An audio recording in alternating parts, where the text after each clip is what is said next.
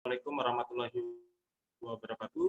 Assalamualaikum warahmatullahi wabarakatuh. Selamat malam dari Surabaya. Terima kasih kepada teman-teman di sini yang sudah menyempatkan waktu untuk diskusi pada malam hari ini dengan tema politisasi Islam di Indonesia yang diadakan oleh komunitas Madani dan Madaclub.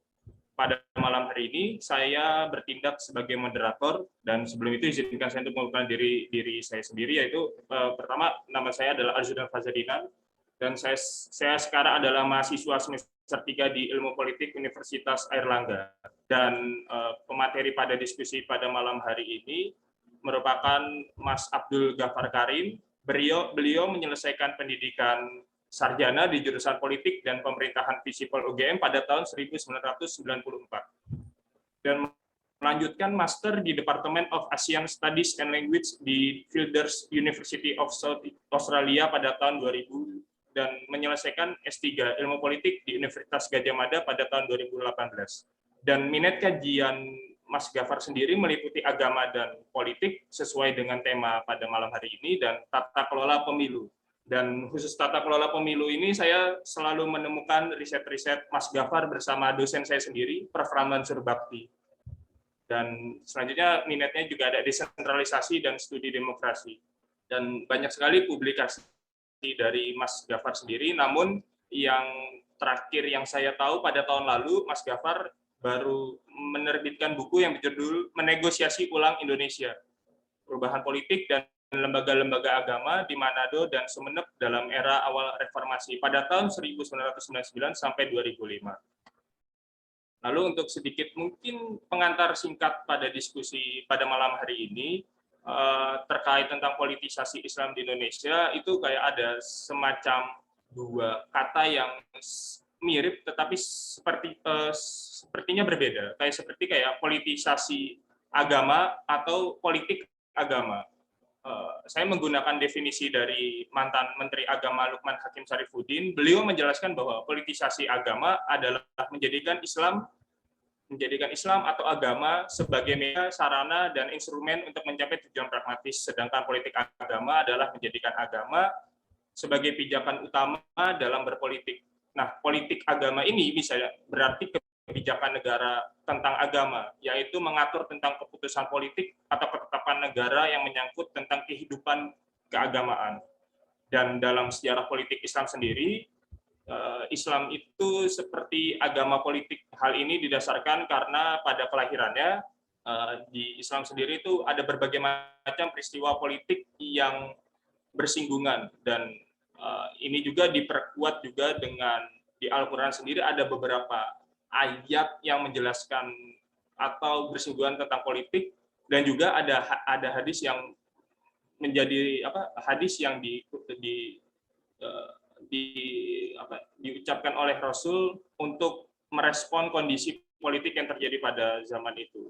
Dan di Indonesia sendiri, politisasi agama ini pun sudah terjadi bahkan sebelum Indonesia merdeka, yaitu bisa dimulai dari berdirinya Sarekat Islam yang berubah jadi Partai Sarekat Islam Indonesia, lalu ada Muhammadiyah dan ada Tulul Ulama, atau dalam waktu terakhir ini ada unjuk rasa 411 dan 212.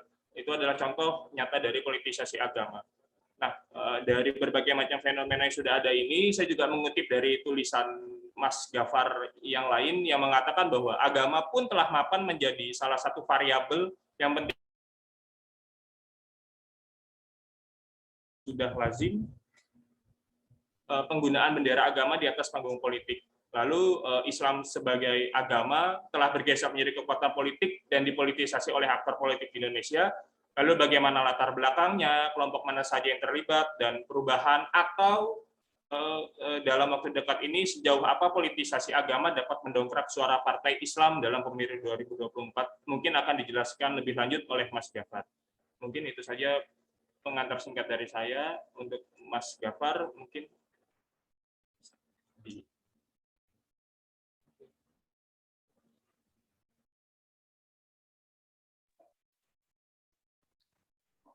Udah mulai ya, Mas? Bismillahirrahmanirrahim. Assalamualaikum warahmatullahi wabarakatuh. Selamat malam teman-teman semua. Mudah-mudahan acara kita lancar ya, karena 2 hari ini ada gangguan internet yang sering membuat koneksi terputus-putus. Nah, mudah-mudahan kita tidak mengalami malam ini. Ada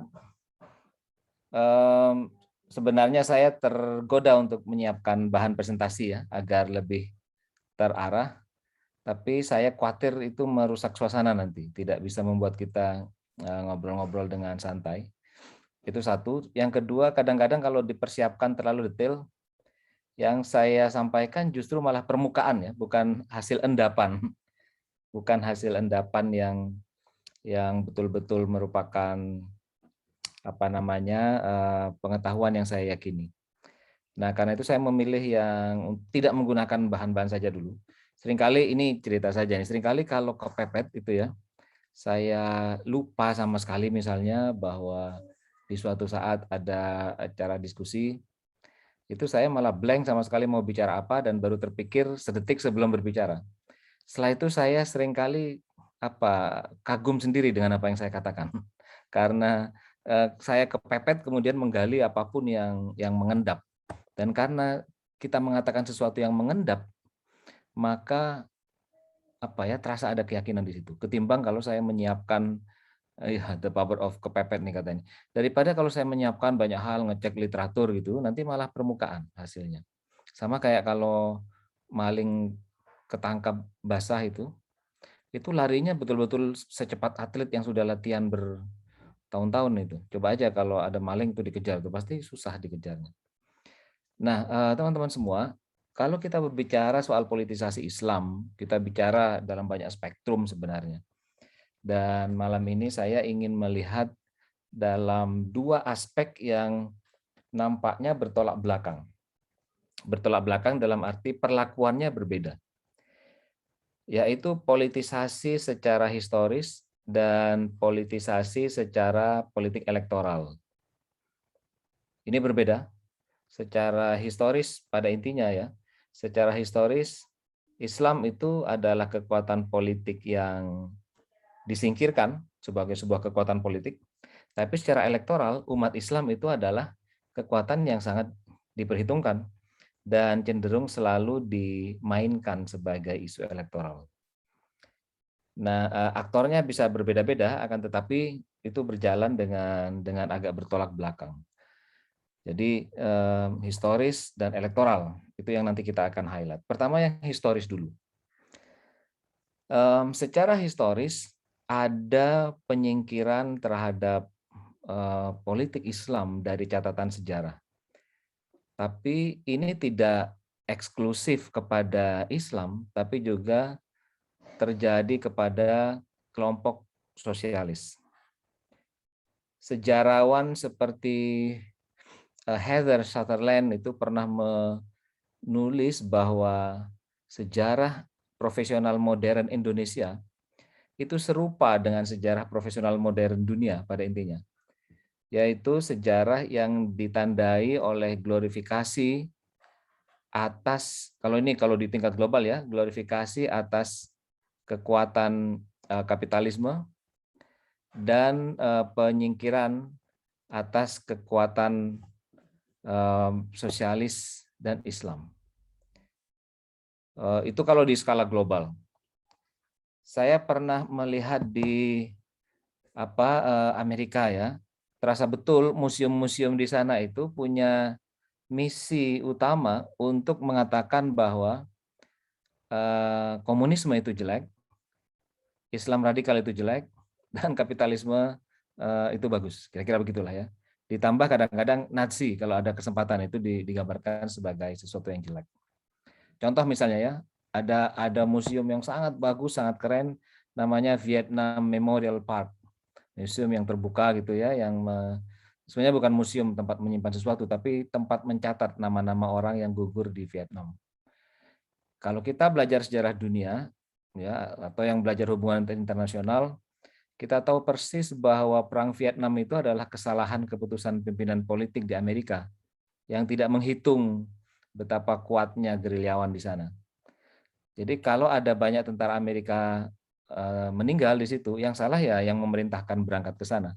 Tapi yang digambarkan jahat siapa? Itu komunis. Ya.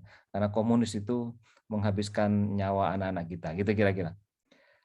911 gitu ya, di tempat dulu ada menara kembar WTC itu sekarang jadi museum yang keren sekali. Keren dalam arti dia berusaha memunculkan suasana duka yang sangat mendalam, berusaha merawat luka yang tidak boleh sembuh, kira-kira begitu ya. Betapa jahatnya kelompok teroris Islam dalam menghancurkan simbol kapitalisme global. Padahal kita tahu ada banyak kecurigaan soal peran George Bush di situ. Tapi di situ digambarkan betapa sangat jahatnya Arab dan Islam itu. Kita tidak menafikan bahwa memang ada terorisme di situ. Tapi cara penguasa global ini menggambarkan sejarah dunia itu adalah bahwa kapitalisme itu bagus. Lalu Nazi pernah membuat kerusakan. Lalu kemudian komunis dan Islam pada intinya menyumbang memori buruk. Kira-kira begitu. Indonesia juga serupa, teman-teman semua. Keindonesiaan ini terbentuk oleh 3 kekuatan besar. 1, nasionalisme. Yang kedua, sosialisme. Yang ketiga, kelompok Islam.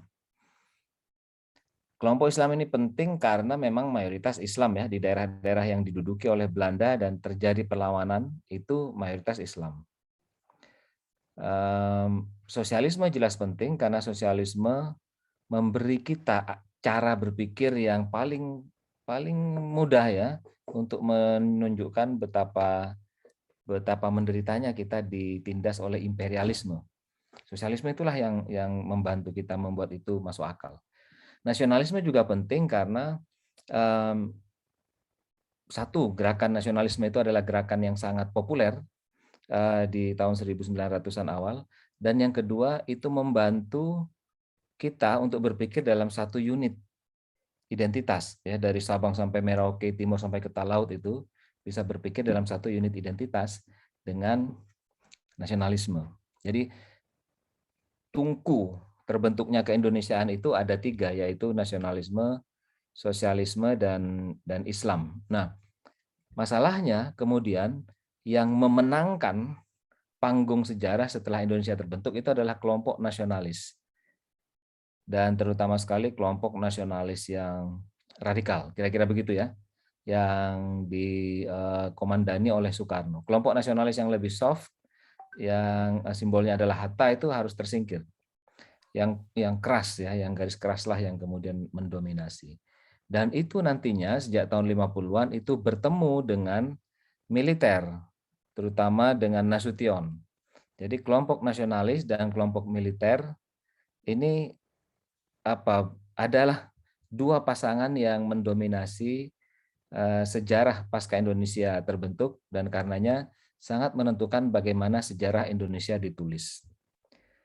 Dan mereka itu kompak membuat gambaran bahwa dalam sejarah Indonesia yang berjasa besar itu adalah kelompok nasionalis dan yang kedua adalah militer. Jadi nasionalisme itulah pangkal utama kemerdekaan Indonesia, kira-kira begitulah. Tanpa itu tidak mungkin terjadi. Dan kemudian militer itu diizinkan numpang, membuat glorifikasi di situ. Contohnya begini, Proklamasi 17 Agustus itu sebenarnya peristiwa yang dilakukan aras-arasan oleh Soekarno sendiri. Teman-teman tahu bahwa Bung Karno sampai harus diculik ke Rengas Dengklok oleh anak-anak muda itu untuk memproklamasikan kemerdekaan. Bung Karno ya tidak terlalu antusias lagi sejak ada kabar Nagasaki dan Hiroshima jatuh, dia biasa-biasa aja. Kenapa? Karena sejak dia dibuang ke ND lalu kemudian dibuang ke Bengkulu, Bung Karno punya waktu, nampaknya ya punya waktu cukup serius untuk belajar tentang sejarah dunia. Dan dia tahu betul bahwa ambisi politik Amerika sejak tahun 20-an akan membawa Amerika ke Asia Tenggara, dan itu akan membuat Amerika harus mengusir penjajah Eropa. Itu sudah terjadi di Filipina sebelumnya, dan Asia Tenggara bagian selatan itu tinggal menunggu giliran untuk diusir. Kenapa? Karena Amerika itu ingin menguasai ekstraktif industri di Asia Tenggara, yaitu minyak dan segala macam itu. Kalau teman-teman baca pledoinya Bung Karno tahun 1933, itu Bung Karno sudah menyebut-nyebut soal Caltex. yang beroperasi di Indonesia. Nah, Bung Karno ketika masih muda memang radikal, dia bilang Indonesia merdeka sekarang gitu. Tapi setelah dia dibuang, dia banyak belajar. Dia tahu bahwa relasi global sedang berubah dan dengan kalkulasi politik yang matang dia bilang tahun 45 Asia Tenggara itu akan selesai dinegosiasi oleh Amerika dengan negara-negara penjajahnya. Dan itu dia tulis sebagai sebuah naskah sandiwara berjudul Indonesia 45. Itu tahun 33 atau 34 dia tulis. Jadi teman-teman semua, Bung Karno sudah aras-arasan tahun 45 untuk mengambil langkah-langkah radikal memproklamasikan kemerdekaan. Tanpa diproklamasikan dia tinggal melanjutkan aja usaha di PPKI untuk menyiapkan negara, itu sudah beres kok. Nggak usah pakai langkah-langkah heroik. Bung Karno juga tahu ada perjanjian di Austria yang disebut Treaty of Vienna yang mengatakan bahwa pasca Perang Dunia negara-negara jajahan itu sementara harus dikembalikan kepada penguasa sebelumnya agar transisi menuju sovereinitas baru itu tidak merusak ekonomi global karena ada perjanjian-perjanjian kerjasama perkebunan misalnya yang masih harus dituntaskan. Jadi kelompok nasional sebenarnya sudah mulai aras-arasan, tapi kemudian belakangan kelompok militer masuk. Dan yang penting kita garis bawahi 17 Agustus itu bukan peristiwa militer tahun 45 itu, bukan peristiwa penuh perang, ledakan atau apapun. Tapi kelak kemudian hari di Indonesia kan digambarkan sebagai peristiwa yang sangat militer. Itu tidak betul, ya itu apa namanya pencitraan yang muncul belakangan. 17 Agustus itu sampai beberapa waktu belakangan masih dianggap sebagai langkahnya kaum intelektual saja yang berusaha membangun power baru. Butuh waktu untuk kemudian settle seperti yang kita ketahui sekarang. Poinnya kemudian adalah peran-peran besar kelompok sosialis seperti misalnya lewat syariat Islam, lewat ISDV, lewat beberapa langkah-langkah penyadaran kelas ya yang dilakukan tahun 70-an, itu belakangan mulai dianggap sebagai sesuatu yang buruk. Mulai disingkirkan biar kelompok sosialis tidak terlalu banyak meminta ambil bagian. Peran kelompok Islam, jangan lupa kelompok Islam sudah mulai berbicara tentang keindonesiaan sejak tahun 30-an lewat Majlisul Islam A'la Indonesia. Itu adalah lembaga pertama dari umat Islam yang pakai nama Indonesia. Yang komponennya termasuk Nahdlatul Ulama, Perti, dan seterusnya. Ketuanya adalah Kiai Hasyim Asy'ari dan beberapa orang yang lain.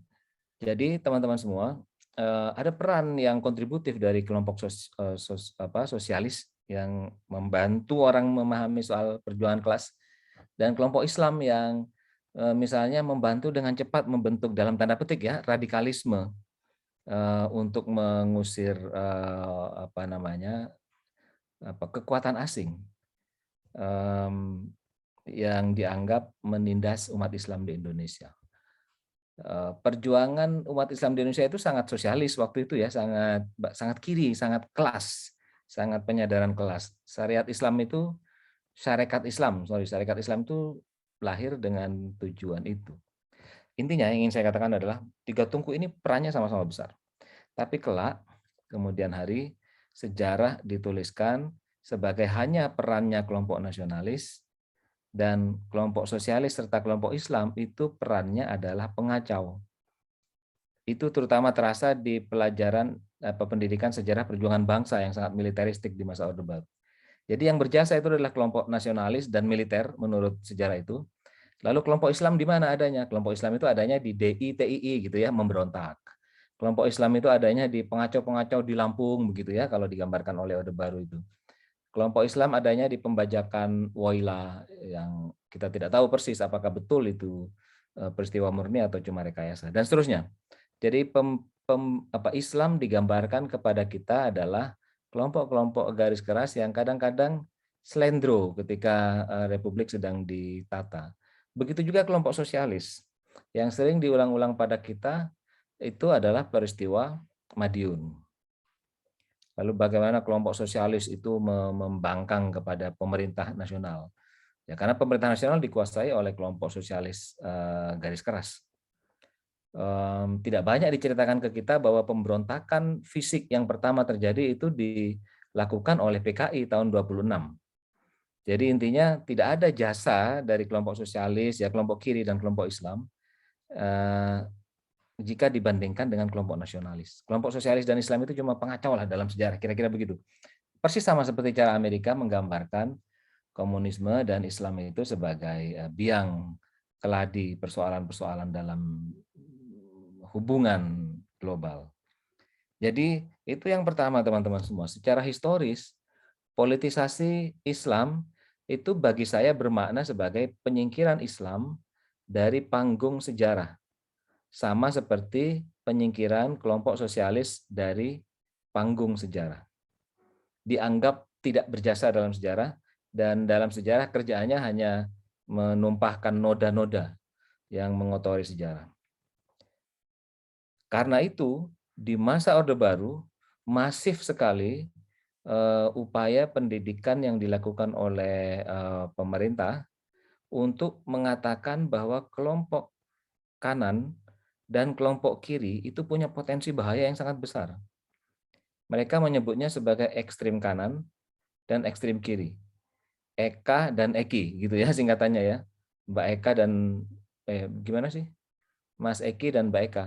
Pokoknya gitulah, ada istilah kayak gitu. Sambil bercanda mengatakan hati-hati gitu. Pokoknya kalau ada kelompok kiri muncul ya, gerakan mahasiswa agak ke kiri-kirian, udah dituduhlah komunis lah, ingin mengganti Pancasila dan seterusnya. Kalau ada penceramah Islam yang keras sedikit kepada pemerintah, ini disebut sebagai anti Pancasila, ingin mengganti dasar negara dan seterusnya. Itu yang paling gampang, jurus paling gampang yang sering dilakukan oleh pemerintah. Yang karakternya di masa Orde Baru itu adalah karakter developmentalis. Begitu kira-kira kalau dari politisasi dari segi historis. Karakter utamanya adalah penyingkiran. Tapi menariknya, kekuatan Islam kemudian selalu digunakan oleh baik kelompok nasionalis maupun kelompok militer untuk mensekurkan legitimasi mereka, terutama ketika legitimasi itu berhadapan dengan ujian-ujian elektoral. Ketika harus berlaga di pemilu lah, kira-kira begitu.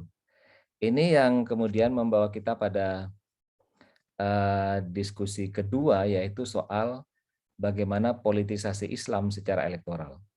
Kalau tadi politisasi Islam secara historis adalah untuk mengesankan bahwa Islam itu, kekuatan politik Islam itu adalah pengacau dalam sejarah Indonesia ya, DITII lah, apalah segala macam ya. Tapi kalau dalam politik elektoral, Islam adalah identitas yang paling mudah digerakkan oleh pelaku-pelaku elektoral, baik untuk mengatakan bahwa sebuah kekuatan politik itu Islami, atau sebaliknya untuk mengatakan bahwa sebuah kekuatan politik itu tidak sesuai dengan Islam ala Indonesia. Sama itu intinya, memanfaatkan Islam untuk kepentingan-kepentingan elektoral. Dalam hal ini kita perlu melihat Islam terutama sebagai identitas personal. Kalau tadi dalam historis kita melihat Islam itu sebagai sebuah kekuatan politik yang bersifat kelompok. Nah, di sini dalam hal politik elektoral, Islam perlu kita pahami sebagai sebuah identitas yang individual, personal. Mengapa? Karena terutama ya, karena pemilu kita memang basisnya individual, one person, one vote, one value, sehingga penting sekali untuk menyentuh identitas personal. Nah, latar belakangnya apa? Latar belakangnya teman-teman semua adalah karena kekuatan politik kita belakangan ini tidak punya ideologi yang jelas. Politiknya Orde Baru itu adalah politik yang mematikan ideologi. Sehingga setelah 30-an tahun, partai politik, ya kekuatan-kekuatan politik kita tidak lagi punya grip ideologis yang kuat. Dan grip ideologis yang kuat yang saya maksud ini adalah cara pandang yang konsisten ketika melihat masalah. Jadi bukan berarti grip ideologisnya itu adalah soal spanduk, berideologi ya, simbol-simbol ideologisnya. Bukan itu. Karena di masa modern ini bukan itu lagi yang diperlukan. Di masa modern sekarang ini yang diperlukan adalah ideologi yang memberi dasar bagi tindakan-tindakan politik yang konsisten. Konsisten dalam arti mau dikasih challenge apapun, maka sebuah kekuatan politik kira-kira akan merespon persoalannya dengan cara yang sama. Nah, di Indonesia kan tidak. Kenapa kita di Indonesia punya banyak sekali pengamat politik? Karena kita memerlukan orang untuk menjelaskan kira-kira kekuatan politik itu akan melakukan tindakan apa besok. Dan besok hari kekuatan politik itu akan melakukan tindakan apa, itu sangat ditentukan oleh negosiasi mereka dengan kekuatan politik lain hari ini. Bukan ditentukan oleh ideologinya. Kalau di negara-negara yang sudah settle itu secara ideologis, maka kita dengan mudah menduga, misalnya Partai Demokrat dan Partai Republik di Amerika, mereka akan bersikap seperti apa sih dalam isu, misalnya nih kalau di Indonesia nih, isu undang-undang penghapusan kekerasan seksual, atau yang lebih konkret, kira-kira mereka akan menunjukkan sikap apa dalam hal pajak kendaraan bermotor, misalnya. Ini kan begini nih contohnya nih ya. Pajak kendaraan bermotor kita itu kan sangat tinggi. Yang dulunya bisa jadi karena ini bagian dari strategi yang disebut sebagai industri substitusi impor, yaitu barang-barang impor diberi pajak yang tinggi agar harganya mahal dan tidak kompetitif sehingga barang-barang produksi dalam negeri itu bisa lebih kompetitif. Bayangkan kalau misalnya handphone buatan Indonesia harganya lebih mahal dari handphone buatan Jepang, itu kan sangat merugikan. Orang cenderung akan memilih yang buatan Jepang. Tapi kalau dipajak tinggi, maka handphone buatan Indonesia itu akan lebih murah daripada handphone buatan Jepang dan lebih mudah bersaing. Begitu juga kendaraan. Untuk mendorong industri di dalam negeri dibuatlah pajak biaya masuk yang sangat besar, yang sampai 60%. Yang menyebabkan misalnya sepeda motor yang di Jepang dan di India dijual 50 juta, di sini harganya bisa 80-100 juta. Nah, kita kalau di Indonesia tidak tahu kekuatan politik mana yang akan mendukung pajak tinggi seperti ini. Random gitu ya. Tapi kalau di Australia misalnya kita tahu Partai Buruh akan cenderung mendukung pajak lebih tinggi, Partai Liberal akan cenderung mendukung pajak yang lebih sedikit. Karena Partai Buruh itu adalah kekuatan politik yang cenderung basis ideologinya adalah basis ideologi kiri, sehingga cenderung menganggap bahwa negaralah yang harus bertanggung jawab atas kesejahteraan masyarakat. Negaralah yang harus menyediakan pendidikan lebih murah, negara harus menyediakan internet lebih murah, negara harus menyediakan fasilitas kesehatan lebih baik dan lebih murah. Dari mana uangnya? Uangnya adalah dari pajak. Karena itu partai garis kiri cenderung ingin pajak lebih tinggi. Partai kanan inginnya industri bergerak karena kesejahteraan akan ditopang oleh pasar yang dinamis. Agar pasar dinamis, orang harus mau berbelanja, dan agar orang mau berbelanja, pajak harus diturunkan agar barang lebih murah. Pajak penghasilan diturunkan agar orang punya uang lebih banyak, sehingga orang lebih frekuensi orang membeli alat baru itu lebih sering, dan karena itu industri bergerak. Kalau industri bergerak, kesejahteraan tercapai. Itu kan jelas gitu pilihan-pilihannya ya. Di Indonesia tidak jelas. Di Indonesia itu tidak jelas. Bahkan dalam Pilpres itu juga tidak jelas. Apa sih arah ideologisnya Jokowi dan Prabowo itu? Kita tidak bisa membedakan dengan cepat. Mahasiswa itu tidak bisa menebak dengan cepat.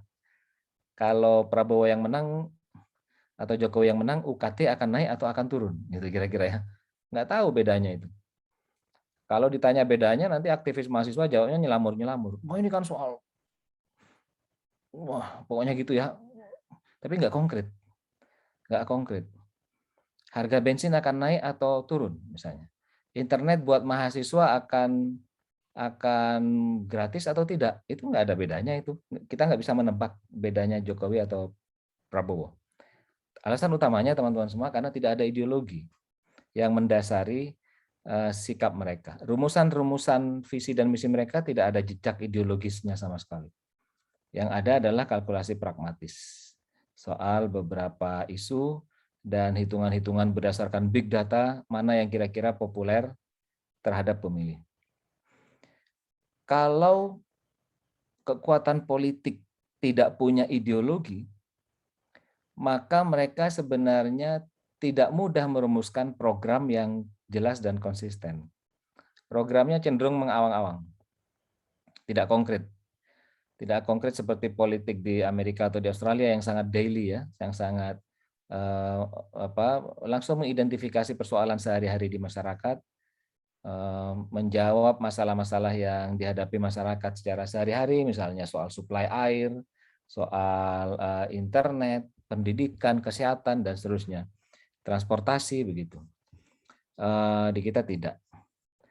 Lalu kalau para politisi tidak bisa memperoleh pemilih dengan cara memberikan program yang disukai, apa yang mereka lakukan? Mereka akhirnya memainkan dua hal. Satu, politik uang. Itu kenapa politik uang marak? Karena ya yang dibayangkan banyak politisi adalah soal ini berapa sih pemilih yang saya butuhkan dan berapa harga pemilihnya. Begitu aja sebenarnya.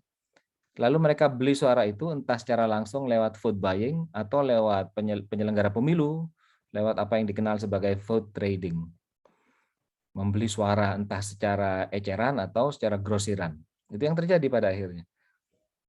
Hampir semua melakukan itu, tinggal derajatnya saja seberapa tinggi. Di Pilpres begitu juga. Tidak soal apakah kandidatnya adalah orang baik ataukah calon macan Asia, sama juga itu urusannya akhirnya membeli suara publik, menganggarkan suara untuk membeli suara publik, menganggarkan dana untuk membeli suara publik. Itu satu yang mereka lakukan, yaitu politik uang. Kalau tidak, atau bukan kalau tidak ya, cara kedua yang mereka lakukan adalah memainkan politik identitas. Saya Islam, Islam yang taat, atau saya Islam yang moderat, itu sama aja permainannya. Intinya memainkan politik identitas. Kalau yang mereka target itu adalah, kalkulasi mereka itu adalah kelompok yang punya dalam tanda petik giroh tinggi tentang Islam yang kafah, maka dimainkanlah isu itu soal saya adalah Muslim yang memprioritaskan Islam gitu. Nanti yang lain mengatakan Islam Indonesia itu adalah Islam yang rahmatan lil alamin. Yang dimaksud begitu kemudian Islam yang lebih moderat dan dia memposisikan dirinya sebagai kalangan yang lebih dekat ke kelompok Islam seperti itu. Ini tinggal kalkulasinya mana yang lebih kuat gitu aja. Ini bukan soal mana yang lebih baik, mana yang tidak. Dan ini menjadi absurd teman-teman semua ya. Coba bayangkan, kekuatan Islam itu digeret kanan kiri sejak tahun 2004 oleh politisi yang dua-duanya sama-sama abangan. Ini kan nggak masuk akal sama sekali itu. Prabowo mendekati kelompok Islam yang lebih keras, Jokowi kalau keras itu mungkin terlalu judging ya. Kelompok Islam yang lebih politis, sementara Jokowi mendekati kelompok Islam yang lebih soft ya, yang lebih moderat. Dan dua-duanya sama sekali bukan orang yang berbasis santri gitu ya, tapi yang di pelopor itu politik santri. Yang berantem itu orang-orang Islam gitu ya, Muhammadiyah lawan NU gara-gara Muhammadiyah cenderung ke Prabowo dan NU cenderung ke Jokowi, atau dengan PKS gitu dan seterusnya. Dua-duanya sama-sama nggak punya jejak keislaman yang signifikan. Jokowi juga bukan ahli sholawat, sholawat gimana, assalamualaikum aja medok. Prabowo jelas-jelas sama sekali tidak pernah menunjukkan outfit santri, kesantrian, apalagi Islam yang kafah begitu. Tapi itu kemudian dia dekat sekali dengan kelompok itu, orang-orang itu membelanya. Dan sampai menjelang pemilu ini pun cara para politisi memainkan isu identitas itu tujuannya serupa. Dua orang yang paling potensial bersaing sebagai calon presiden Indonesia itu adalah Anies Baswedan dan Ganjar Pranowo. Saya sebutkan ini bukan karena dua-duanya sama-sama alumnus UGM ya, tapi memang keduanya sama-sama punya potensi besar. Lihat cara mereka menampakkan diri gitu ya. Kalau Ganjar Pranowo menunjukkan kedekatan kepada kalangan NU, Anies menjaga kedekatan dengan kelompok Islam yang lebih ke kanan. Dalam sejarah jelas sekali siapa yang akan nampak diapresiasi gitu ya. Misalnya Anies baru-baru ini menyatakan rasa duka yang mendalam terhadap meninggalnya mantan mertua ibu mertua SBY, istrinya Sarwo Edi Wibowo. Dan cara Anies menarasikan Sarwo Edi Wibowo adalah sebagai orang yang sangat berjasa dalam masa peralihan bangsa. Nah, padahal masa peralihan itu kan penuh kontroversi. Apakah Sarwo Edi Wibowo itu berjasa ataukah dia turut bersalah karena menjatuhkan presiden yang sah, itu kan tipis sekali perbedaannya. Nah, tapi Anies memilih untuk menarasikan begitu. Nah, Ganjar secara rutin di medsosnya menarasikan kedekatannya dengan sering datang ke pengajian NU dan seterusnya. Mereka merawat betul itu yang seperti itu. Ancang-ancang mereka untuk 2024 nampak sekali bahwa mereka sedang melanjutkan politisasi Islam dalam versi elektoral itu. Jadi sekali lagi Bapak Ibu dan teman-teman semua, politisasi Islam itu terjadi terutama karena Islam mudah sekali dijadikan pemantik identitas untuk memudahkan alignment pemilih gitu ya, pengelompokan pemilih. Saya memilih A, saya memilih B. Ketika alignment itu tidak bisa dilakukan atas dasar ideologi dan programatika politisi, maka identitaslah yang dipakai. Nah, itulah kira-kira salah satu cara untuk melihat politisasi Islam di Indonesia, yaitu dengan membandingkan bagaimana politisasi yang berjalan di ranah historis dan politisasi yang berjalan di ranah elektoral. Sekali lagi sudah kita lihat tadi bahwa politisasi yang berjalan di ranah historis itu menyingkirkan Islam dari meja sejarah, sementara politisasi yang bersifat elektoral itu justru memanfaatkan massa Islam sebagai sumber suara yang potensial ketika sumber suara itu tidak bisa digalang lewat ideologi dan programatika. Kemudian yang digunakan adalah identitas. Saya kira begitu teman-teman semua, Bapak Ibu sekalian hadirin yang dapat saya sampaikan sebagai pembuka diskusi. Nanti kita lanjutkan dengan ngobrol-ngobrol dan sharing pendapat. Begitu, Mas. Ini panggilannya Mas Faza atau? Ya, Mas Faza saya. Siap, Mas Faza. Begitu yang dapat saya sampaikan. Terima kasih. Mudah-mudahan ada manfaatnya. Assalamualaikum warahmatullahi wabarakatuh. Mungkin untuk teman-teman di sini yang ada pertanyaan bisa langsung raise hand atau bisa menggunakan kolom chat untuk menyampaikan pertanyaannya. Nanti untuk pertanyaannya nanti bisa saya bacakan.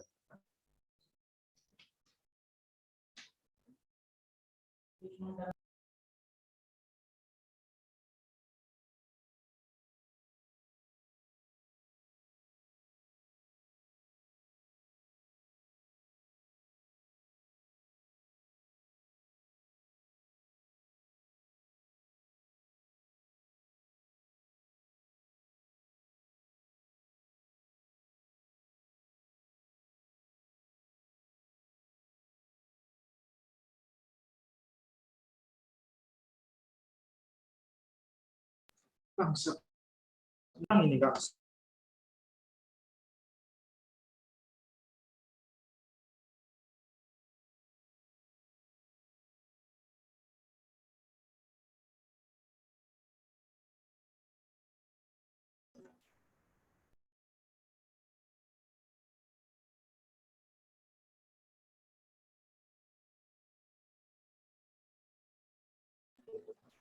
Mungkin kalau belum ada pertanyaan mungkin dari saya sendiri mungkin Mas.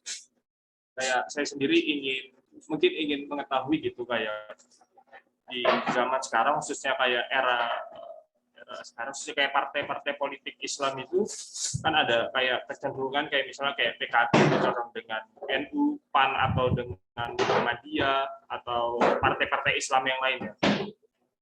Apakah kedekatan dengan kelompok-kelompok Islam atau organisasi Islam itu memiliki pengaruh yang sangat besar dengan potensi ke politik elektoral, atau apakah di partai politik sekarang khususnya kayak pembacaan saya itu kan sangat dipengaruhi oleh aktornya atau bisa ketua partainya.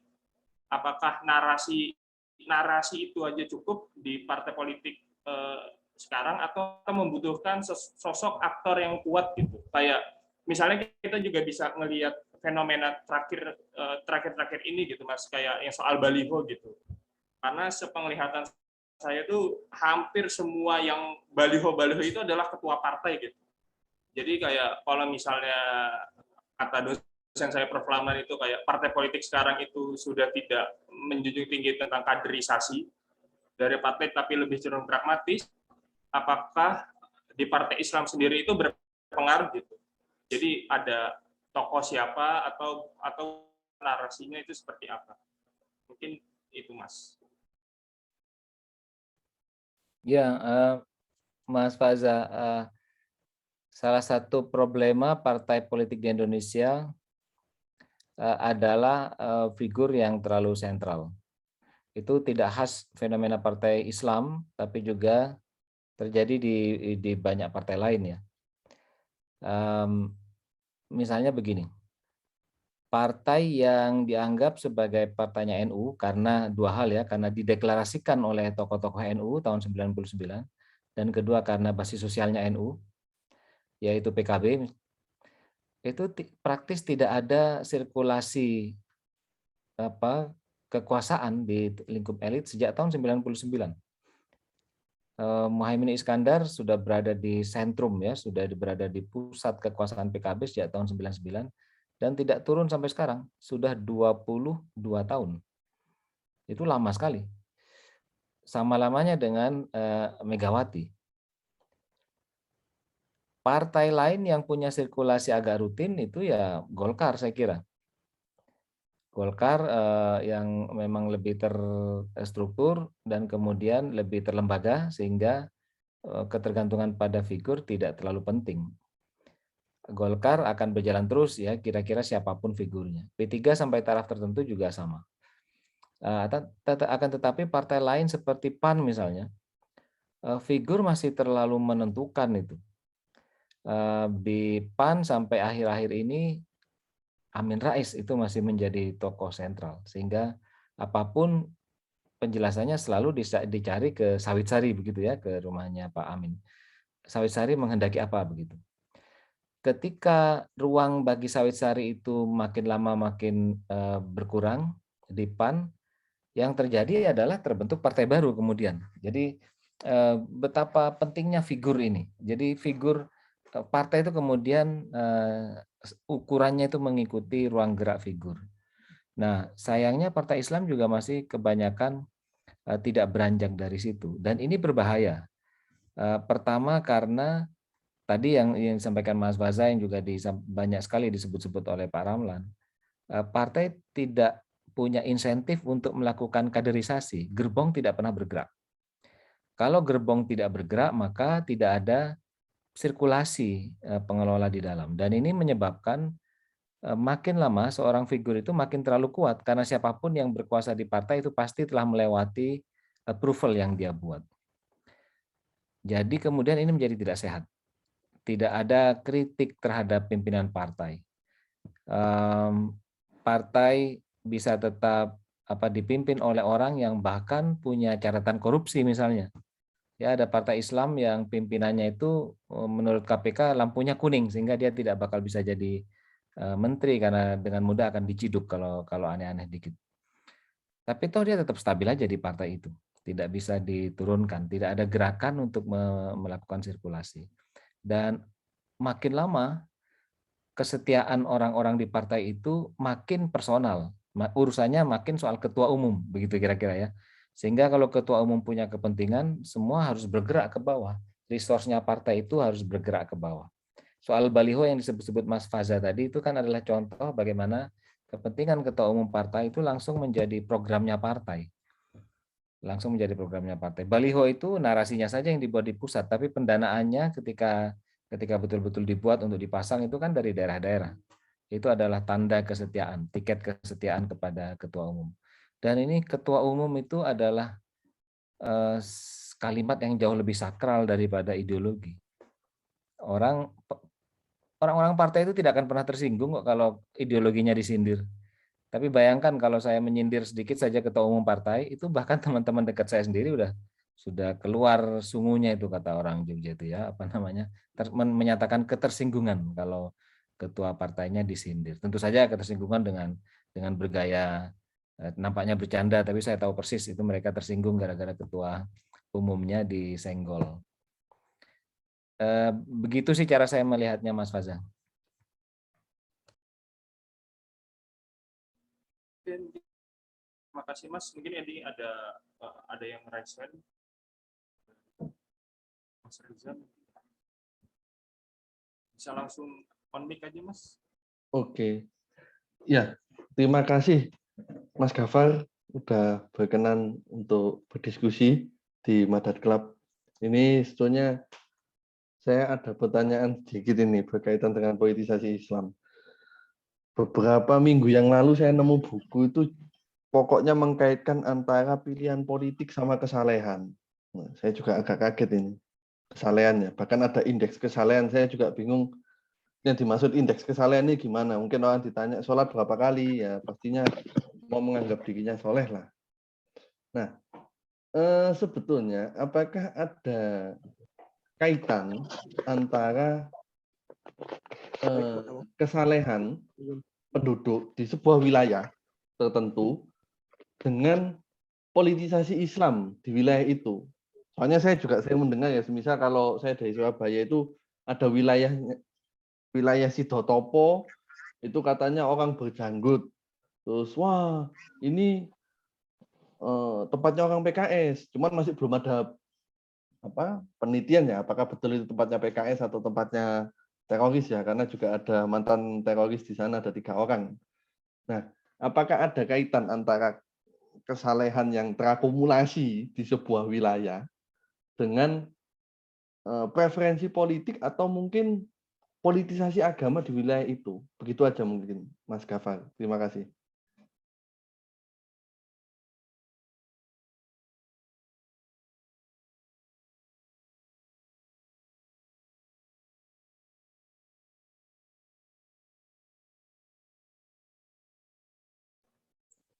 Saya bisa bertanya, Mas Faza?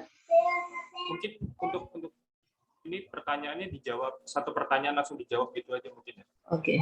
Jadi mungkin pertanyaan yang tadi bisa langsung dijawab dulu Mas Gafar. Oh, oke. Ya. Itu siapa tadi yang tanya? Malah hilang namanya itu karena nggak raise hand lagi dia. Reza. Mas Reza. Itu memang salah satu contoh ya keabsurdan kita ya mengukur kesalehan individual, dan saya kira ukuran kesalehan itu sendiri sudah merupakan bagian dari instrumen politik untuk nanti memudahkan mengalign. Ini kan soal kalkulasi pemilih dalam pemilu itu kan soal kemampuan untuk mengalign, menggrouping dan kemudian menggarap setiap kalangan itu dengan isu-isu yang mereka sukai. Nah, kadang-kadang perlu prakondisi. Nah, survei kesalehan itu saya kira adalah soal prakondisi itu. Itu tidak soal nanti apa definisi kesalehan, karena yang penting kan soal expose berita soal survei kesalehan. Nanti kalau para ulama beneran diminta pertimbangan, orang seperti Kiai Sa'al Mahfud akan meminta diperjelas dulu ini kesalehan individual apa kesalehan sosial gitu, kira-kira begitu ya.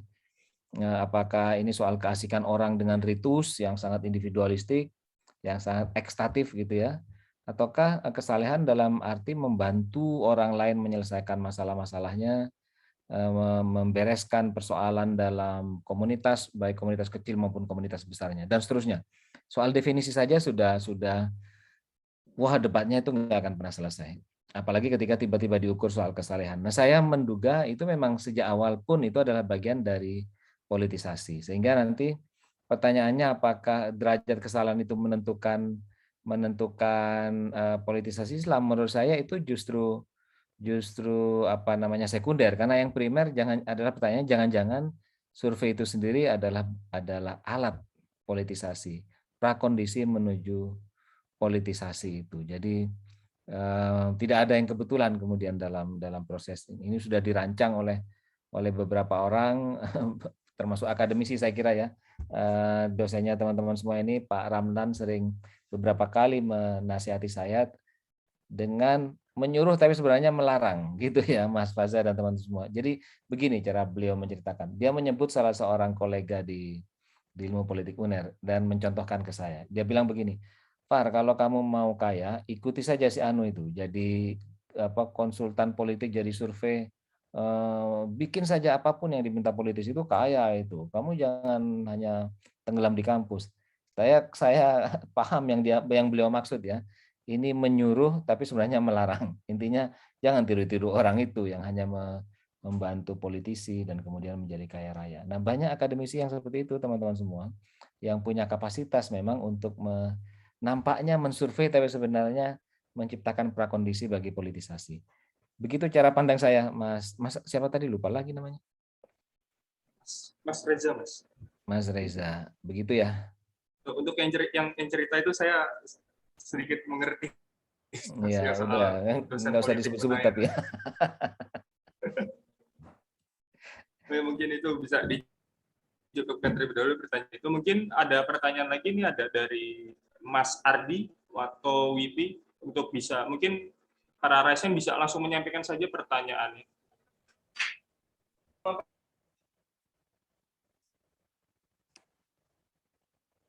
Mas Ardi ya. Ya, Mas Ardi bisa on. Ya baik, terima kasih. Assalamualaikum warahmatullahi wabarakatuh. Salam hormat kepada teman-teman semua yang mengikuti diskusi ini. Kemudian salam juga hormat saya kepada pemateri handal, Pak Abdul Ghaffar Karim. Beliau yang sering saya ikuti di Facebook dengan tulisan-tulisannya yang gokil. Baik, menarik sekali apa yang kemudian dipaparkan oleh Pak Abdul Ghaffar Karim tadi, persoalan sejarah bagaimana hiruk pikuk pertarungan ideologi masa awal abad ke-20 yang kemudian salah satu tungku, yaitu tungku nasionalisme itu yang kemudian bisa mendapat tempat pada awal-awal revolusi proklamasi. Di awal proklamasi juga saya kira perdebatan yang sangat pelit, baik dari tokoh-tokoh nasionalis, agamis, kemudian sosialis, yang terkait dengan rumusan rancangan Undang-Undang Dasar 1945, dengan tokoh-tokoh seperti Pak Kasman, Pak Ki Bagus Hadikusumo, kemudian Wahid Hasim dari NU, dan lain-lain. Itu kemudian di masa Orde Baru itu sudah mulai berganti, lebih ke militeristik, dan masyarakat itu terbayangkan bahwasanya yang yang menjadi penghalang atau penghambat kemajuan serta kemajuan Indonesia ini yaitu kelompok Islam dengan kelompok sosialisme yang seperti dipaparkan tadi. Padahal kelompok militer juga punya punya jejak luka juga di masa dahulu, yaitu pada saat Tanjung Priok maupun pada saat genosida 1965-66 dan lain-lain.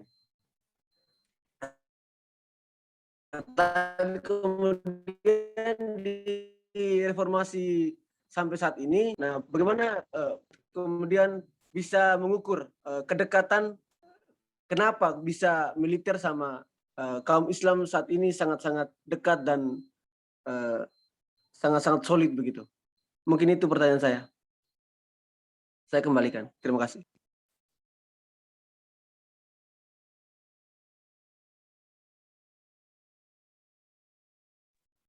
Mas Faza, pertanyaan Mas Ardi tadi saya tangkap agak keputus-putus ya karena koneksi. Apakah bisa disimpulkan ringkasnya? Saya juga terputus-putus.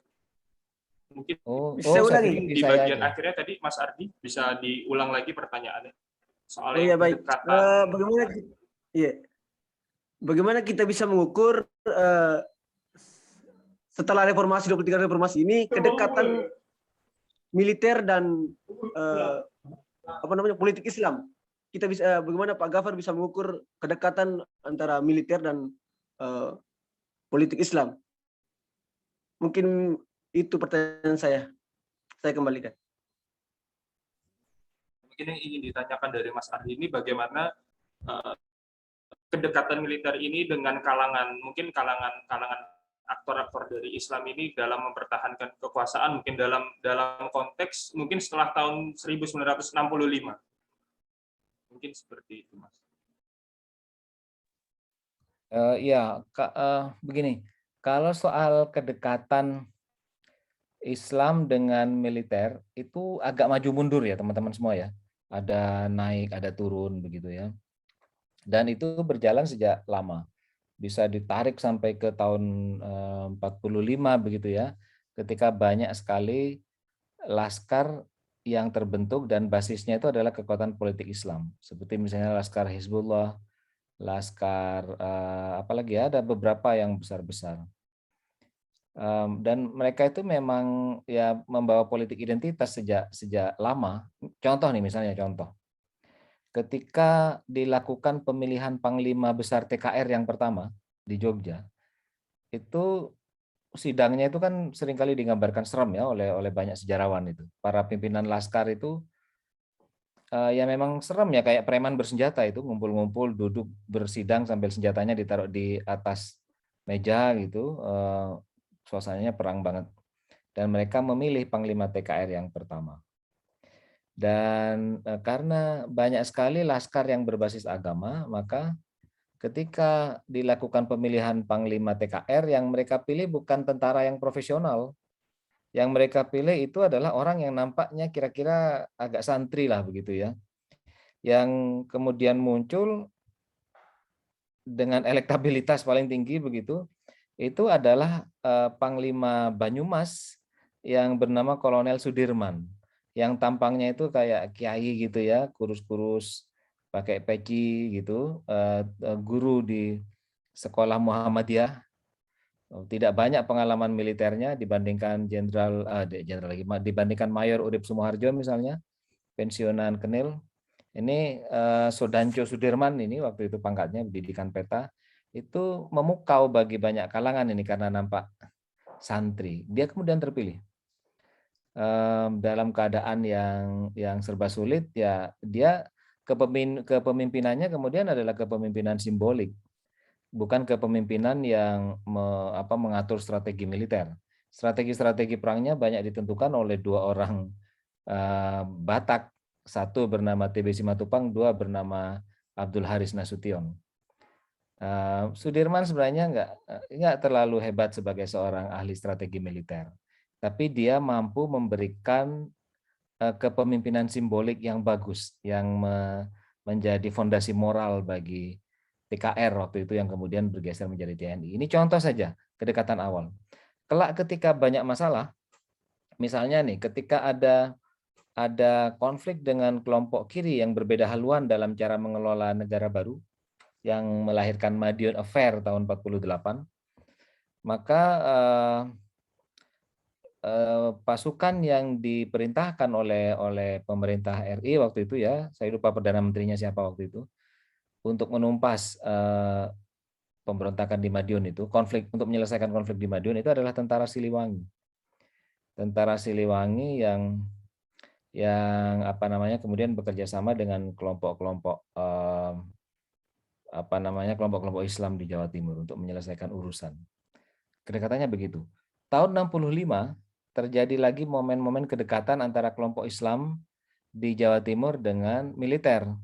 Terutama karena militer itu berhasil membungkam PKI yang sejak tahun 62 paling tidak, bahkan sejak tahun 59 sebenarnya, 59-60, itu rewel sekali soal tanah yang tadi sempat saya ceritakan, yang mengancam kepemilikan tanah para kiai dan pesantren. Jadi untuk menghantam PKI itu militer di Jawa Timur bekerja sama dengan dengan kelompok Islam, dan kita tahu Banser itu punya kedekatan yang sangat hebat itu dengan militer, membantu menumpas PKI secara fisik. Itu kedekatannya. Bahkan di tingkat nasional tokoh-tokoh NU sangat dekat dengan Soeharto. Ada Idham Khalid, ada Subhan Zainuri Ihsan yang membantu proses kelahiran Orde Baru waktu itu. Tapi nantinya setelah Orde Baru sudah settle berkuasa, ya disingkirkan lagi orang-orang itu. Bahkan Subhan Zainur Ihsan itu, Subhan ZE, itu meninggal dengan cara agak misterius ketika sedang berada di Arab Saudi. Mobilnya kecelakaan begitu. Nah, biasanya begitu, dekat kemudian disingkirkan. Nanti selama Soeharto berkuasa ketika sedang aman-aman saja, itu kelompok Islam tidak bisa berbuat terlalu banyak. Kalau macam-macam dikit, mereka bisa dituduh sebagai kelompok ekstrim kanan. Tapi nantinya tahun 90-an itu Soeharto mulai ditinggalkan beberapa jenderal penting, lalu kemudian dia mulai menoleh ke kekuatan Islam dengan misalnya mendirikan IJMI, dia naik haji dan seterusnya, mulai didekati lagi. Tahun 90-an itu teman-teman semua, Islam itu rasanya dekat sekali dengan Soeharto. Dekat sekali dengan Soeharto, terutama sejak dia pulang dari naik haji itu. Nah ini waktu itu sempat mengkhawatirkan ya, beberapa orang mengkhawatirkan, Gus Dur mengkhawatirkan, Cak Nun mengkhawatirkan kedekatan yang berlebihan antara Islam dengan Soeharto. Waktu itu disebut sebagai era bulan madu antara Soeharto dengan Islam. Sejak reformasi kemudian tidak ada kekuatan yang tunggal yang menentukan bagaimana Islam dikontrol, tapi kita tahu persis bahwa setidak-tidaknya ada 2 event di mana Islam dimainkan sebagai identitas. Pertama adalah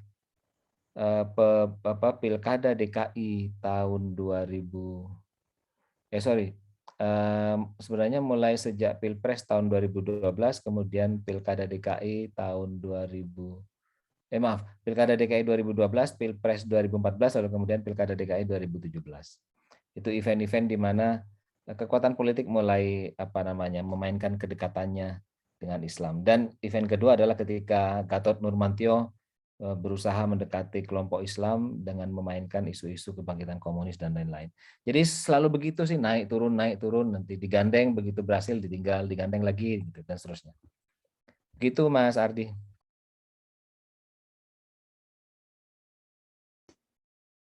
Mungkin untuk melanjutkan pertanyaan, ini ada beberapa dari kolom chat.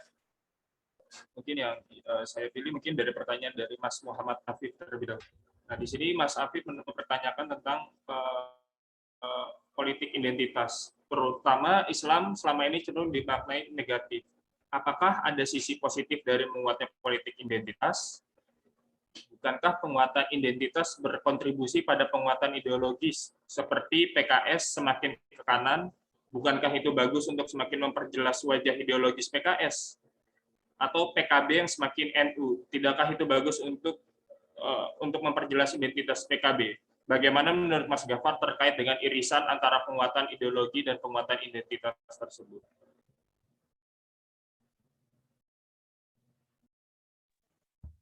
Teman-teman semua, pertama kita perlu membedakan dulu ya antara politik identitas dengan politisasi identitas. Sebenarnya kalau politik identitas dalam arti menjadikan identitas sebagai basis kalkulasi politik, termasuk politik kebijakan, itu sampai taraf tertentu ya, yang sampai taraf yang sangat luas itu sebenarnya tidak masalah, bahkan bagus. Begini, yang disebut identitas ya bagi diri seseorang ya, seseorang itu identitasnya kan macam-macam, mulai dari identitas yang askriptif ya, yang diwarisi, yang terlekat, sampai identitas yang dia capai. Dari identitas demografis sampai identitas sosial ekonomi dan seterusnya. Jadi yang disebut politik identitas itu bisa bermakna positif, misalnya ketika orang mengukur berapa banyak laki-laki dan berapa banyak perempuan di sebuah daerah dan kemudian itu menentukan bagaimana kebijakannya dibuat. Itu kan soal identitas juga. Atau bagaimana orang mengkalkulasi apakah di daerahnya, misalnya kepala daerah ini ya, apakah di daerahnya lebih banyak pengusaha kecil atau pengusaha besar, lebih banyak kelompok miskin atau lebih banyak kelompok kaya. Ini kan menentukan bagaimana arah kebijakannya. Apakah di sebuah daerah itu ada keterpinggiran perempuan dalam akses kesehatan dan seterusnya. Dan itu sangat menentukan bagaimana kebijakan yang baik. Kadang-kadang politik identitas diperlukan dalam hal ini, mengidentifikasi objek kebijakannya itu seperti apa. Itu kan mengkalkulasi identity. Yang seringkali menjadi masalah adalah politisasi identitas, yaitu ketika identitas dimainkan sebagai cara untuk melakukan electoral alignment atau electoral realignment, mengalign para pemilih menurut tujuan-tujuan elektoral. Misalnya dengan memanfaatkan identitas yang sama antara seorang kandidat dengan seorang pemilih. Dan itu dilakukan oleh semua kalangan sebenarnya ya. Dilakukan oleh banyak kalangan. Di Jawa Timur teman-teman semua pasti tahu nih bahwa siapapun gubernurnya pasti akan memainkan NU sebagai identitas utama mereka. Kebetulan aja kemarin yang bertarung sama-sama NU, jadi keras kemudian sepadan konfliknya dan juga mudah direkonsiliasi setelahnya. Tapi Jawa Timur akan potensial terjadi pertarungan antara kelompok merah dengan kelompok hijau, antara kelompok Mataraman dengan kelompok santri di Tapal Kuda dan seterusnya. Itu kan kemudian identitas yang dimainkan. Itulah yang disebut sebagai politisasi identitas. Sampai taraf tertentu ini positif saja, tidak ada masalah, dan itu dilakukan oleh banyak orang. Di DKI dulu tahun 2012 ada persaingan antara Fauzi Bowo, ya Foke, dan Joko Widodo. Fauzi Bowo mengatakan dirinya adalah orang Betawi asli yang tahu persoalan-persoalan orang Betawi. Itu kan politisasi identitas. Cuma masalahnya, saya tidak tahu apakah ini diabaikan atau Fauzi Bowo tidak tahu. Kenyataannya pemilih Betawi di pemilu DKI itu tidak sampai 15%. Kalau dia memainkan identitas kebetawian, ya dia tidak akan dapat suara signifikan. Dia hanya akan dapat 15% itu. Kalaupun semua orang Betawi yang punya hak pilih itu mendasarkan pilihannya pada identifikasi diri secara etnis. Yang dilakukan Jokowi juga serupa, dia mengklaim pemilih Jawa di situ. Cuma Jokowi nampaknya punya data yang lebih bagus atau kebetulan saja dia melakukannya. Karena pemilih di DKI itu sekitar 30-an% itu orang Jawa, bukan orang Betawi. Jadi bayangkan kalau itu ditambah dengan merangkul Ahok untuk mengamankan suara-suara kelompok etnis Cina di Jakarta, itu aman itu suaranya, persis seperti yang kemudian dia capai waktu itu. Dan Jokowi kan berkampanye tentu saja tidak mengatakan saya orang Jawa, pilihlah saya gitu ya. Tapi cara dia berkampanye, kalau teman-teman nanti cari videonya lagi ya, rekaman YouTube tahun-tahun 2012, Jokowi itu berkampanye di DKI dengan menceritakan apa yang dia lakukan di Solo sebagai wali kota, yaitu dengan menunjukkan 3 kartu, kartu pintar, kartu sehat, kartu apa lagi itu ya, kartu kaya, pokoknya gitulah ya, yang tidak mampu dapat kartu, yang nanti untuk akses modal atau apa, kemudian akses pendidikan dan akses kesehatan. Cara Jokowi bercerita itu sengaja sekali menghidupkan empati sebagai orang Jawa. Dia bercerita dengan logat yang medok, menceritakan bahwa di Solo yang sudah saya lakukan itu adalah seperti itu kira-kira. Dia ya menurut saya itu dia sebenarnya menyentuh aspek identitas orang Jawa yang 30-an%. Tambah lagi Ahok tadi. Jadi begitu sebenarnya kita perlu bedakan antara politik identitas dengan politisasi identitas. Itu pun politisasi identitas tidak selalu jelek. Menjadi jelek ketika itu digunakan untuk memunculkan rasa kontra terhadap pihak yang lain. Gitu. Mungkin bisa dilanjutkan ke pertanyaan selanjutnya yang ada di kolom chat box. Jadi ada pertanyaan dari Mas Haikal Samim. Beliau bertanya, PKS selalu dikaitkan dengan Ikhwanul Muslimin yang berasal dari Mesir. Lalu apakah Ikhwanul Muslimin yang diajarkan dan diadaptasi oleh PKS berpengaruh dalam politisasi Islam di Indonesia?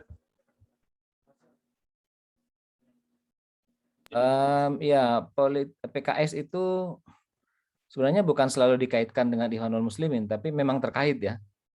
Karena PKS itu basisnya adalah gerakan tarbiyah, yang itu adalah gerakan yang diinspirasi sangat kuat oleh gerakan Ikhwanul Muslimin. Tapi apakah ajaran Ikhwanul Muslimin itu berpengaruh dalam politisasi Islam di Indonesia? Menurut saya tidak, karena politisasi Islam di Indonesia itu sudah terjadi sejak sebelum adanya PKS dan sebelum masuknya gerakan Ikhwanul Muslimin. Ringkasnya begitu sih teman-teman semua. Nanti teman-teman bisa lihat lagi sejarah Ikhwanul Muslimin dan bagaimana langkah-langkahnya. Misalnya nih contoh ya yang paling konkret. Tahun 2000-an itu ada gelombang perda syariah di Indonesia. Waktu itu banyak banyak muncul dugaan awam bahwa ini pasti PKS nih gitu ya. PKS yang melakukan, tapi ternyata tidak. Yang banyak melakukannya justru Golkar. Sebagian malah PDIP, itu nggak nyambung sama sekali gitu. Yang pertama kalau di Jawa Timur itu di Pamekasan, jangan lupa ya, dan bupatinya waktu itu adalah orang Golkar dan bukan orang Madura, itu orang Klaten. Orang Klaten yang sedang di situ dan ingin mengamankan dukungan para kiai, lalu dia menggunakan isu syariat Islam. Jadi saya rasa kok PKS tidak merupakan faktor yang terlalu penting dalam politisasi Islam karena sudah berjalan agak lama. Satu hal lagi mungkin tidak banyak yang tahu bahwa Gus Dur tahun 70-an pernah berusaha untuk mendirikan cabang Ikhwanul Muslimin di Indonesia tahun 70-an. Dan Ikhwanul Muslimin punya hubungan yang lumayan dekat ya dengan tokoh-tokoh NU di awal, termasuk Kiai Wahid Hasyim ya yang kalau tidak salah kenal secara pribadi dengan Hasan Albana. Dan konon ya ini meskipun perlu di cross check betul-betul datanya, faktor Ikhwanul Muslimin di Mesir lah yang juga membantu membuat Mesir menjadi negara pertama yang mengakui terbentuknya negara Indonesia. Kira-kira begitu, Mas siapa tadi? Haikal Syamim.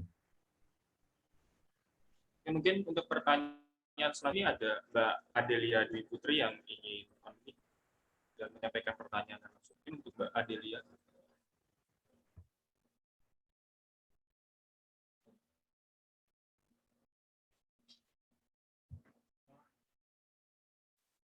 Ini loh ada Halo.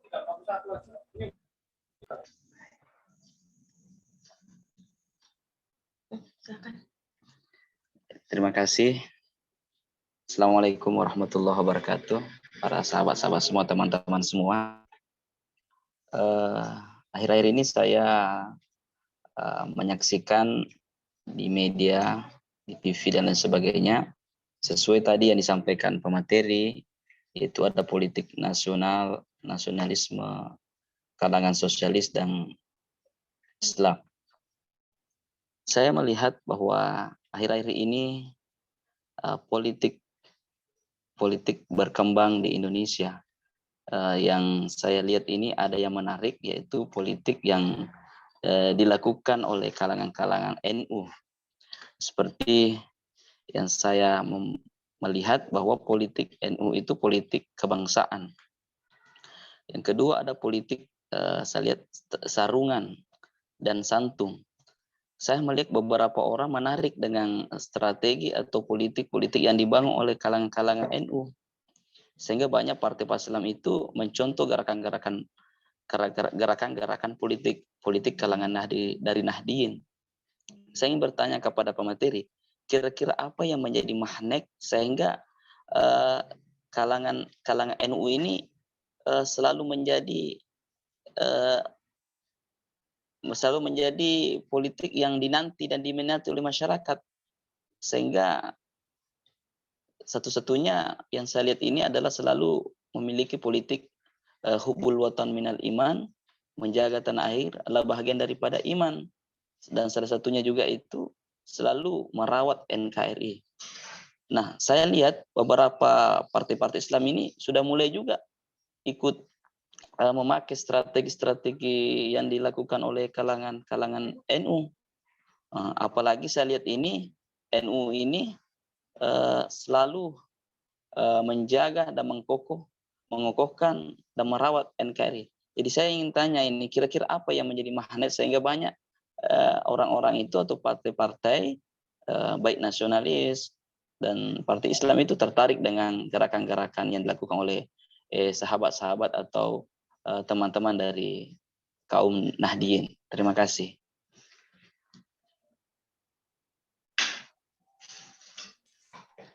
Mungkin pertanyaannya saya ringkas mungkin jadi kayak apa yang menjadi magnet dari kalangan NU yang tindakan politiknya itu dinanti oleh masyarakat, mungkin seperti itu.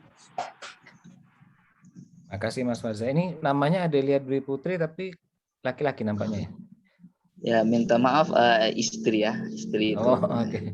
Akun istri ya, oke. Nah, namanya sendiri siapa nih? Biar saya nggak salah sebut. Muhammad Faisal. Mas Faisal ya. Saya khawatir yang dikatakan Mas Faisal agak mengglorifikasi NU dengan terlalu berlebihan ya. Saya tidak yakin apakah masyarakat memang menanti-nanti NU itu. Kita harus survei itu ke masyarakat karena di tempat lain ya NU juga dibilang yang jumut lah, yang segala macam dan seterusnya itu seperti itu. Jadi mungkin kita tidak harus mengglorifikasi itu, tapi saya rasa sebenarnya semangat umum kebanyakan kekuatan politik Islam di Indonesia ya memang tidak untuk membongkar struktur kenegaraan yang disepakati di Indonesia karena itu sangat berisiko dan ada trauma sejarah yang panjang yang dihadapi oleh kekuatan politik Islam ketika ada yang mencoba-coba untuk menegosiasi dasar negara. Jadi saya kira orang trauma dengan itu dan model-model kepolitikan seperti NU itu kompatibel dengan untuk mengatasi kekhawatiran itu. Yang kedua, kalaupun NU nampak penting dan dinanti-nanti, boleh jadi salah satu penyebabnya adalah karena jumlah massa yang besar. Ini massa yang gemuk, yang secara elektoral itu terlalu penting untuk diabaikan. Kekuatan politik lain itu bisa sedikit diabaikan dan butuh energi besar untuk mengumpulkan yang kecil-kecil. Tapi kalau begitu NU dipegang, memang lebih mudah urusannya, apalagi sampai taraf tertentu masih ada faktor ketaatan kiai. Tapi ini pun tidak akan bertahan lama. Beberapa riset sudah menunjukkan bahwa kepatuhan pada kiai itu sejak lama ini ya, sejak tahun 90-an, kepatuhan pada kiai tidak lagi mencakup kepatuhan terkait aspek-aspek politik di kalangan masyarakat. Jadi saya kira posisi yang nampaknya menguntungkan karena NU diinginkan dari segi jumlah oleh banyak kalangan itu tidak akan terlalu lama bertahan. Ketika semakin rasional masyarakat, maka cara politisi menawarkan dalam tanda petik jualannya juga akan berubah dan nanti soal masa yang disediakan NU tidak akan terlalu lagi penting begitu. Jadi seperti itu kira-kira Mas Faisal cara saya melihatnya.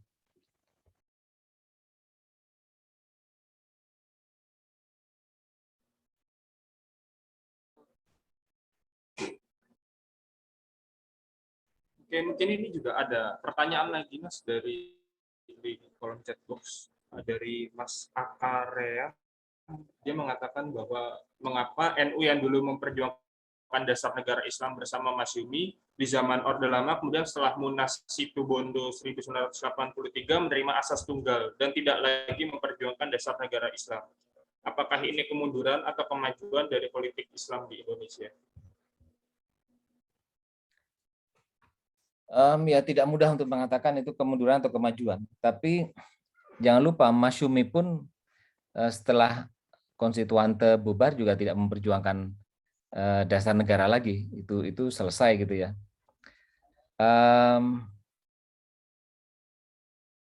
Ada beberapa hal yang nanti perlu kita lihat. Pertama, NU keluar dari Masyumi tahun 52.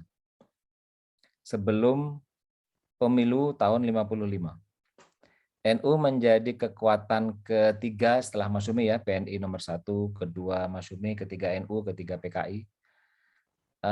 Lalu kemudian di pemilu konstituante, Masyumi dengan NU juga berada dalam posisi yang kurang lebih sama. Kampiun ya,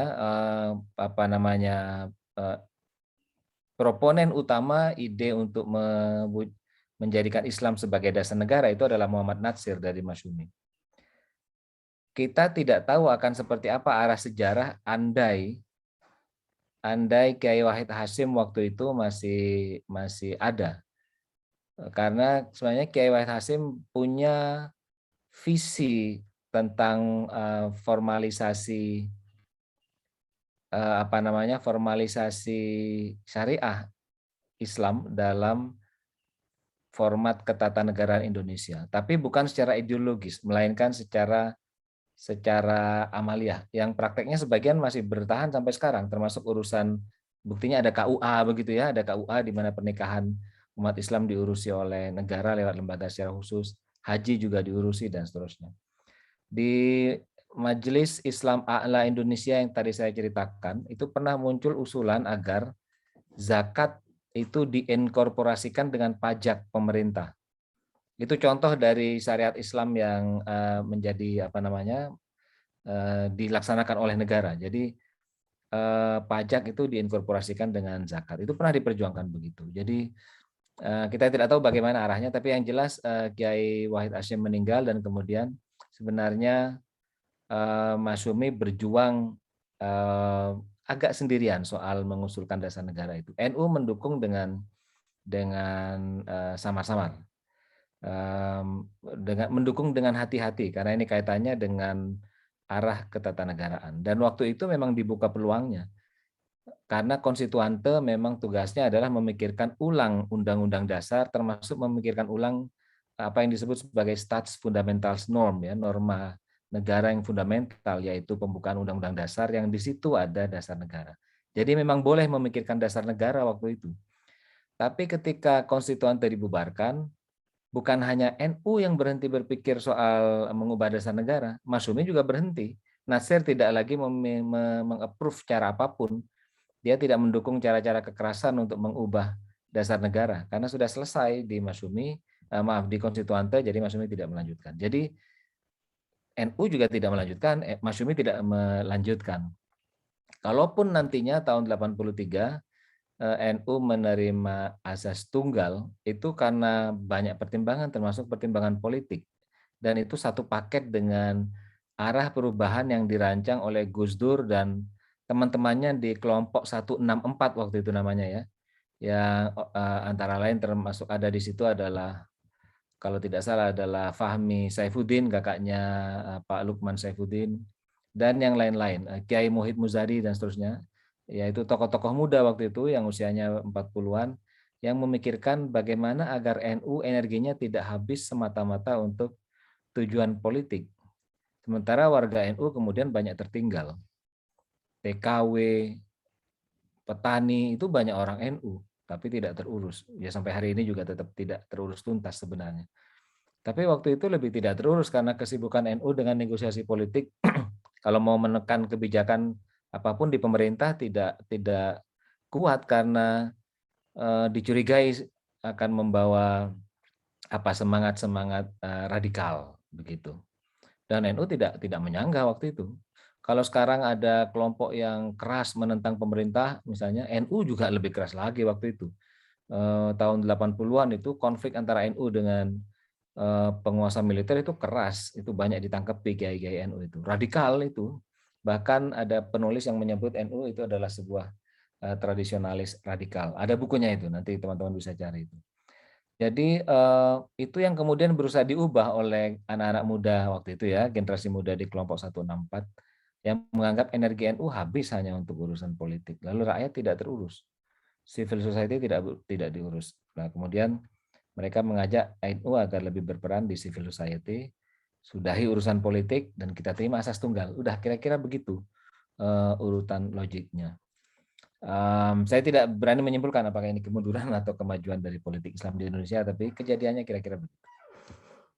Terima kasih Mas Fazal. Oke, mungkin saya sendiri ada pertanyaan juga, Mas. Ada pertanyaan lagi terkait yang tadi yang sudah dijelaskan Mas Gafar terkait bahwa politisasi Islam ini sangat dekat dengan politik elektoral. Saya jadi ingat pada pemilu tahun 1971 dan 1 tahun sebelumnya itu ada 2 narasi yang cukup besar yang bahkan sampai sekarang kayak salah satunya adalah soal golongan putih, dan yang kedua adalah Islam Yes dan Partai Islam No. Nah, terkait Islam Yes dan Partai Islam No ini yang diucapkan oleh Cak Nur. Cak Nur itu apakah sampai pada zaman sekarang ucapan itu masih relevan untuk menggambarkan bahwa cara memisahkan antara politik dan Islam gitu? Mungkin itu sih, Mas. Saya ingin tahu pendapat Mas Gafar. Soalnya seingat saya pada tahun 2019 itu ada ya salah satu diskusi yang mengadakan dari Yudi Latif kalau saya nggak salah, itu membahas soal Islam Yes, Partai Islam No untuk mencegah polarisasi politik keagamaan. Mungkin itu sih. Mas Faza, di tempat saya agak keputus-putus ya suaranya. Mudah-mudahan saya bisa menangkap dengan benar. Soal partai Islam Yes, Partai Islam No. Ini yang dimaksud yang dikatakan Nurholis Majid tahun 70-an ya? Iya, 1 tahun sebelum pemilu itu, Mas. Iya, itu banyak sudah kajian yang membahas soal itu, tapi pada intinya ada aspek evaluatif ya yang disampaikan oleh intelektual seperti Nurholis Majid terhadap kondisi Partai Islam waktu itu, yang antara lain menurutnya tidak cukup mewakili aspirasi Partai Islam. Karena itu, dan ini senada sebenarnya dengan orang-orang lain termasuk Gus Dur, Dawam Raharjo, dan beberapa tokoh lain ya, termasuk Jalaluddin Rahmat, yang menganggap bahwa rute politik itu bukan rute ideal yang harus terlalu diprioritaskan oleh umat Islam. Jadi rute-rute lain itu lebih baik diambil. Itu karena semangat menjauhi politik kekuasaan yang sangat besar waktu itu. Karena terlalu merepotkan. Jangan lupa itu ketika Nurholis Majid menyampaikan pidato itu, baru kira-kira 5 tahun sebelumnya loh ada bunuh-bunuhan di negeri ini, dan sepanjang masa antara kejadian di bulan Oktober sampai kemudian di masa tahun 70-an itu terjadi pembasmian ideologi yang serius, itu pembunuhan orang-orang yang dituduh komunis. Jutaan orang katanya terbunuh, minimal 500.000 orang terbunuh sepanjang masa itu. Jadi kita perlu melihat suasana kebatinan semacam itu ya, betapa lelahnya para aktivis dan intelektual dengan politik kekuasaan yang terlalu berlebihan. Dan Partai Islam juga menikmati itu, bagian dari struggle politik itu. Jadi kemudian lahirlah waktu itu sepanjang tahun 70-an 80-an generasi yang menganggap jalur civil society itu lebih baik diambil ketimbang jalur politik. Nah, kalau pasca reformasi kan banyak intelektual yang menganggap jalur politik lebih layak diambil. Belakangan bahkan sejak Jokowi makin banyak intelektual yang meyakini bahwa jalan politik itu adalah jalan emas gitu ya, yang menjamin kesejahteraan, kira-kira begitu. Ini kan soal suasana hati zaman waktu itu yang perlu kita pahami. Begitu Mas Faza. Baik, Mas. Mungkin ini selanjutnya masih ada pertanyaan lagi dari Mas Nuraki Aziz. Seperti apa pengaruh Taliban yang berkuasa di Afghanistan ke Indonesia? Apakah kelompok yang tidak moderat akan merasa punya lebih dukungan dari masyarakat?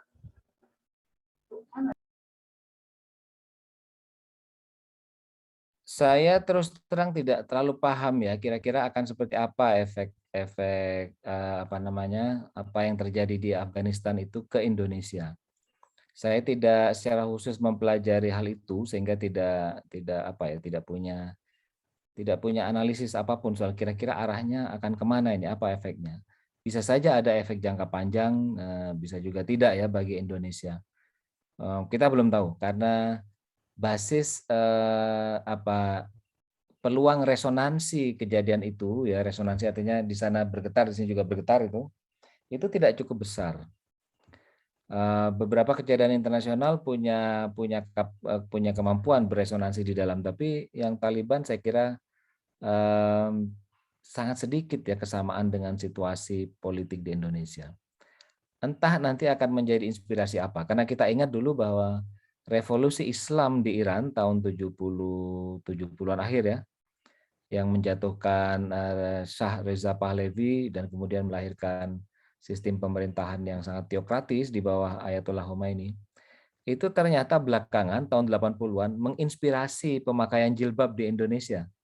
Karena ekspos pejuang-pejuang revolusi Iran yang di TV, di koran-koran itu pakai jilbab, seperti jilbab yang kita kenal di zaman sekarang.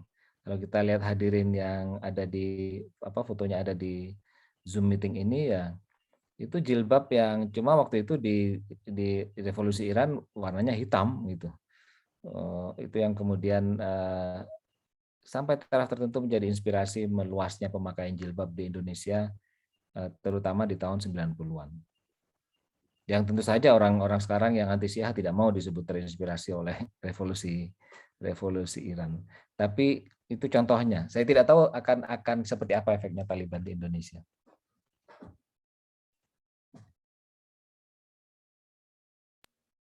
Baik, Mas. Mungkin apakah dari teman-teman yang di sini masih ada pertanyaan yang ingin disampaikan? Ya, masih ada, bisa dituliskan lewat kolom chat atau bisa langsung raise hand dan mengatakan pertanyaannya secara langsung ke Mas Bapak.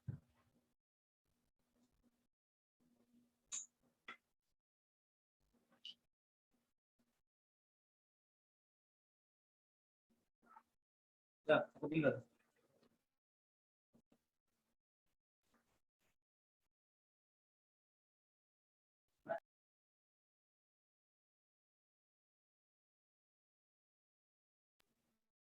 Ada satu pertanyaan lagi, Mas.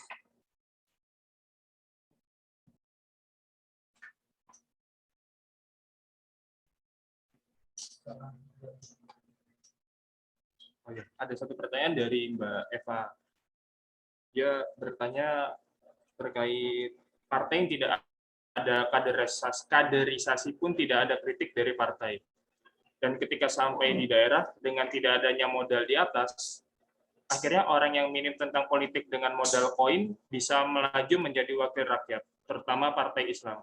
Meskipun secara elektoral hal biasa, bagaimana Pak Gafar menanggapi fenomena tersebut? Apakah keuntungan dan kerugian untuk parpol tersebut? Sebenarnya kerugian utama ya bagi rakyat ya, bagi pemilih. Kalau bagi parpol mungkin asik-asik aja itu dapat dana. Kerugiannya bagi kita adalah kita tidak punya grip yang lebih bagus terhadap kebijakan. Pertama, karena kita tidak tahu apa konsekuensinya kalau kita memilih partai tertentu dan bukan partai yang lain. Karena tadi tidak ada ideologi, tidak ada program yang jelas, tidak ada kaderisasi yang bagus, sehingga orang yang duduk sebagai anggota legislatif dari partai tertentu belum tentu memiliki pegangan ideologis dan programatika yang bagus dari partai politik. Apalagi ya parpol seringkali memanfaatkan calon-calonnya saja untuk menjadi sumber dana dan tidak membekali mereka dengan panduan yang jelas untuk memenangkan pemilu misalnya. Jadi ya kita rugi dalam arti kita sebenarnya nggak tahu paku kita dan bolongan yang diciptakan oleh paku kita di TPS itu akan menghasilkan apa ke depan. Karena parpol yang seperti itu karakternya. Kalau buat parpol sih menguntungkan saja. Nah, kita berharap ke depan itu semua yang menjadi ruang perbaikan bagi parpol ya. Semoga nanti ke depan makin terseleksi ini partai politik. Yang bertahan hanyalah yang punya basis ideologi yang memang jelas, yang itu terwujud dalam program-programnya, punya desain kaderisasi yang jelas, punya metode sirkulasi kekuasaan yang jelas, yang tidak sampai likuran tahun dipegang oleh orang yang sama yang menimbulkan kultus individu. Yang selalu disangkal ya kalau dibilang kultus individu nggak mau, tapi kiat utama berpartai sekarang adalah mentaati ketua umum, bukan soal ideologi, bukan soal idealisme, tapi soal mentaati ketua umum. Ini kan sangat tidak ideal. Harapannya nanti siapa tahu teman-teman muda di sini mau masuk partai politik dan tidak terhanyut ya, tidak terhanyut dalam kondisi sekarang, tapi justru mendorong perubahan. Begitu Mbak, siapa tadi? Mbak Eva. Mbak Eva Kudus. Baik, Mas, mungkin ini sudah tidak ada pertanyaan lagi, jadi pertanyaan dari Mbak Eva jadi pertanyaan terakhir. Mungkin sedikit ingin meringkas dari diskusi kita pada malam hari ini terkait politisasi Islam di Indonesia. Dari penjelasan Mas Gafar, membedakan bahwa politisasi Islam di Indonesia itu dibagi secara historis dan secara politik elektoral. Secara historis, ada penyingkiran Islam dalam catatan sejarah dengan penggambaran bahwa Islam dan sosialisme itu dianggap sebagai sebuah perusak. Namun dari itu, dari kelahiran masyarakat Indonesia juga yang dibangun dari 3 kekuatan besar, yaitu nasionalisme, sosialisme, dan Islam. Dalam hal ini, sosialisme justru memberikan bantu dan alat analisis terkait memahami bagaimana perjuangan kelas pada zaman itu.